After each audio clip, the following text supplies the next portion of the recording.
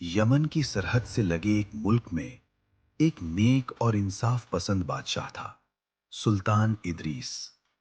उसके दरबार की पहचान ऊंचे मेहराब, हरे परचम या सोने की नक्काशी नहीं थी। उसकी पहचान थी इंसाफ। हर सुबह फजर के बाद वो कुछ देर अकेले दुआ करता और फिर कहता, या अल्लाह, इस मुल्क की रियाया मेरे भरोसे है और मैं तेरे भरोसे। उसकी बेगम थी मलिका जोया, सादा मिजाज मगर दिल से बहुत मजबूत। उनके दो बच्चे थे, आदिल 7 साल का और रूहान बस 2 साल का। सुल्तान का एक ही सपना था कि उसके मुल्क से गरीबी मिट जाए। इसीलिए हर दिन दरबार में गरीब मजदूर किसान उम्मीद लेकर आते और सुल्तान उन्हें काम देता, मदद देता, हौसला देता। लोग उसे कहते थे, अल्लाह वाला बादशाह। एक दिन दरबार भरा हुआ था, सबकी फरियाद सुनी जा चुकी थी।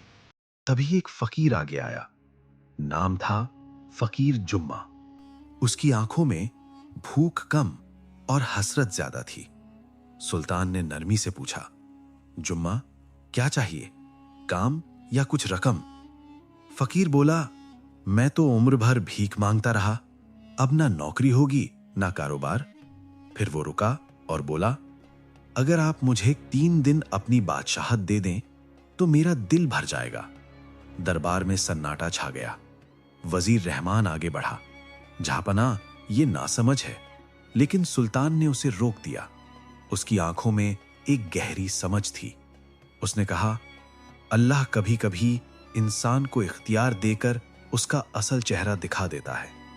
फिर सुल्तान ने ऐलान किया, 3 दिन, तख्त तुम्हारा, मगर याद रखना, ताज नेमत है और नेमत का हिसाब भी होता है। फकीर झुका, मगर उसकी पलकों में शुक्र नहीं था, सिर्फ लालच था। ताज सर पर और इंसान बदल गया। जैसे ही ताज फकीर के सर पर रखा गया, उसने गर्दन ऊपर कर ली। उसकी आवाज बदल गई, आंखें बदल गई। पहला हुक्म, हमारे लिए शाही कपड़े बनवाओ, सबसे महंगे। दूसरा हुक्म, आज से गरीबों की लाइन बंद। तीसरा हुक्म, दरबार में सिर्फ वही आए जो तोहफे लाए। वजीर रहमान अंदर ही अंदर कांप गया। उसे लगा जैसे दरबार में ताज नहीं, फितना बैठ गया हो। और फिर आया वो सीन जिसे रियाया ने जिंदगी भर नहीं भुलाया। फकीर ने गरीबों को धक्के मारकर निकलवाया और बोला, भीख मांगने वाले तख्त की हवा खराब करते हैं। उसी दिन से दुआएं आसमान की तरफ उठने लगीं, या अल्लाह, हमारा सुल्तान वापस लौटा दे। 3 दिन की ऐश और चौथे दिन का जुल्म। 3 दिन में फकीर ने मुल्क नहीं चलाया, उसने बस खाना, आराम, तमाशे और गुस्सा किया। खजाने से खर्च, महल में शोर, दरबार में बेअदबी। चौथे दिन सुल्तान इदरीस दरबार में वापस आया। वो शांत था, जैसे उसके अंदर तूफान हो मगर जुबान पर सब्र हो। उसने कहा, 3 दिन पूरे हुए, अब तख्त लौटाओ। फकीर जुम्मा हंस पड़ा, अब तख्त मेरा है, तुम खद्दर पहनकर निकल जाओ, वरना। जल्लाद तलवार लेकर आगे आ गया। दरबारियों की सांसें रुक गईं। वजीर रहमान की आंखों में पानी आ गया। उसे लगा आज इंसाफ मर जाएगा। लेकिन सुल्तान इदरीस ने बस आसमान की तरफ देखा और धीमे से कहा, अल्लाह की मर्जी के बिना पत्ता भी नहीं हिलता।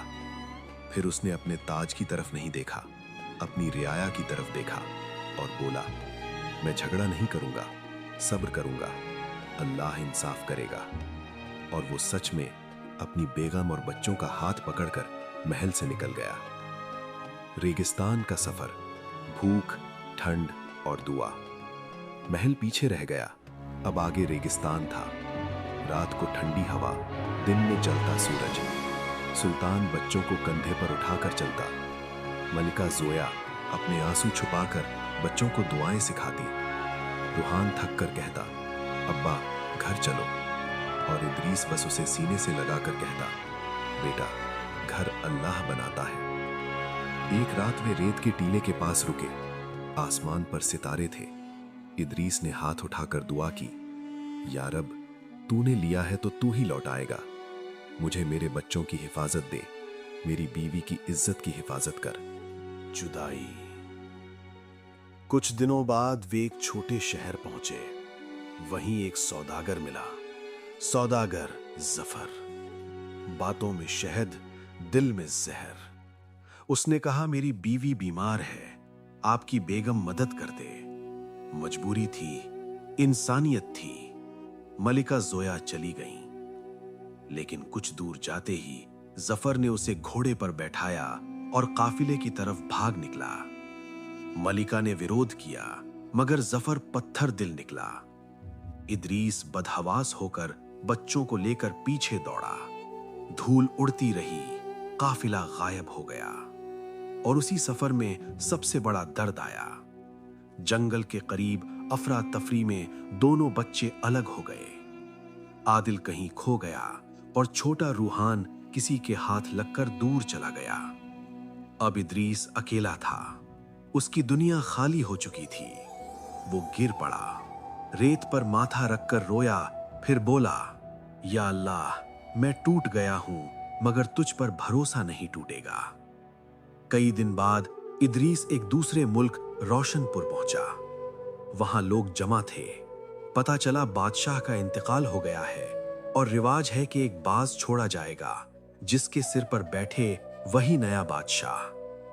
बाज उड़ाया गया, गोल गोल घूमता रहा, फिर नीचे उतरा और सीधे इदरीस के सिर पर बैठ गया। इदरीस की आंखें भर आईं। वो बड़बड़ाया, या अल्लाह, ये तेरा इम्तिहान है या तेरी नेमत? लोगों ने कहा, यह अल्लाह का फैसला है। इदरीस ने तख्त कबूल किया, लेकिन पहली रात महल में सोया नहीं। उसने सजदा किया और कहा, या रब, अगर तूने ताज दिया है तो इसे इंसाफ बना दे और मेरे बिछड़ों तक मेरी रहमत पहुंचा दे। 2 साल बाद बच्चों की खुशबू। 2 साल में रोशनपुर तरक्की करने लगा। लोग खुश थे, मगर इदरीस की मुस्कान के पीछे एक दर्द था। उसने ऐलान करवाया, जो 2 बच्चों को हमारे पास लाएगा, इनाम पाएगा। कुछ दिन बाद 2 लड़के लाए गए, आदिल और रूहान। मगर अब वे बड़े हो गए थे, पहचान मुश्किल थी। इदरीस को बस इतना लगा, इन बच्चों की आंखों में मेरा दर्द क्यों है। उसने उन्हें महल में रखा, तालीम दिलवाई। वो उन्हें अपने पास बैठाता, उनके साथ खाना खाता। धीरे धीरे बच्चों को भी लगने लगा कि ये बादशाह उनका अपना है। एक रात दोनों बच्चों ने आपस में बातें की और सच खुल गया। आदिल बोला, मैं यमन के सुल्तान का बेटा हूं, मैं जंगल में खो गया था। रूहान बोला, और मैं वही छोटा भाई हूं, मुझे एक शिकारी ने बचाया, फिर मुझे बेच दिया। इसी बीच पास की खिड़की से धीमी आवाज आई, मेरे बच्चों, तुम्हारी मां कैद है। दोनों कांप गए। अम्मी। वे भागकर इदरीस के पास पहुंचे और सब बता दिया। इदरीस ने उन्हें सीने से लगाया और रोते हुए कहा, मेरे बच्चों, मैं ही तुम्हारा अब्बा हूं। अगले दिन इदरीस ने सौदागर जफर को दरबार में बुलाया। जफर तोहफे लेकर आया और खुशामद करने लगा। इदरीस ने मुस्कुराकर कहा, हम तुम्हारी हवेली देखना चाहते हैं। हवेली में जफर ने नाच गाना दिखाया ताकि बात भटक जाए, मगर इदरीस सीधे उस कमरे तक पहुंचा जहां एक बड़ा पर्दा था। उसने कहा, पर्दा हटाओ। पर्दा हटा और सामने एक पत्थर का बुत था, बिल्कुल मलिका जोया जैसा। इदरीस की सांस रुक गई। उसने धीमे से कहा, जोया। जफर डर गया। जब सजा सामने आई तो उसने कबूल कर लिया कि उसने एक जादूगर कमाल बाबा से मलिका को बुत बनवाया था। कमाल बाबा बुलाया गया। इदरीस ने सख्त आवाज में कहा, जुल्म का साथ दिया है, अब उसे ठीक भी करो। और अल्लाह के हुक्म से मलिका जोया वापस इंसान बन गई। वो रोते हुए बस इतना बोली, अल्हम्दुलिल्लाह। बच्चे उससे लिपट गए। इदरीस सजदे में गिर गया। इदरीस ने जफर और कमाल बाबा को कड़ी सजा दिलवाई और ऐलान किया, ये मुल्क कमजोरों के आंसुओं पर नहीं चलेगा, यहां सिर्फ इंसाफ चलेगा। और उधर यमन में फकीर जुम्मा का क्या हुआ? 3 दिन में जो लालच जागा था, वो सालों में आग बन गया। उसने खजाना लूटा, लोगों को रुलाया और खुद को खुदा समझ बैठा। आखिर रियाया का सब्र खत्म हो गया। दरबार खाली हो गया। सिपाही साथ छोड़ गए। और फकीर भागते भागते फिर उसी सड़क पर आ गिरा जहां कभी कटोरा लेकर बैठता था। अब उसके पास ना ताज था ना इज्जत, सिर्फ पछतावा था। और लोग कहते थे कि जो अल्लाह की अमानत में खयानत करे, अल्लाह उसे गिरा देता है। सुल्तान इदरीस ने अपने परिवार को साथ बैठाया, बच्चों के सिर पर हाथ रखा और कहा, तुम्हें पता है, असली बादशाहत तख्त पर नहीं, सब्र में होती है, और असली ताकत तलवार में नहीं, अल्लाह पर भरोसे में होती है। रात को महल की छत पर उसने आसमान देखा, वही सितारे, वही हवा, मगर आज दिल में सुकून था। और उसने बस एक बात कही, या अल्लाह, तूने देर की मगर तूने बेहतरीन किया।